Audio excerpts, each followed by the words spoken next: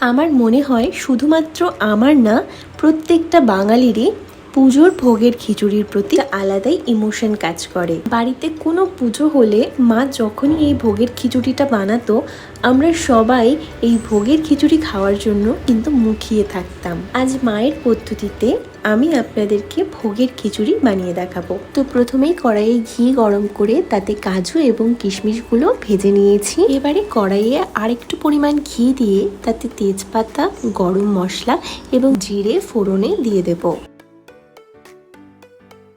এবারে এতে জিরে গুঁড়ো, হলুদ এবং লঙ্কা গুঁড়ো দিয়ে ভালো মতো মিশিয়ে নিয়েছি।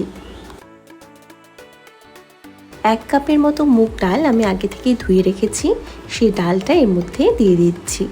ডালটা একটু হালকা ভাজা হয়ে গেলে সমপরিমাণ গোবিন্দভোগ চাল নিয়েছি, চালটাও ভালো মতো ধুয়ে এর মধ্যে দিয়ে দিচ্ছি।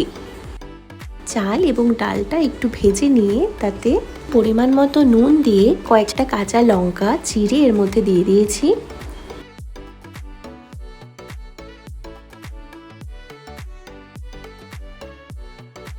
দু কাপের মতো গরম জল এর মধ্যে দিয়ে দিয়েছি।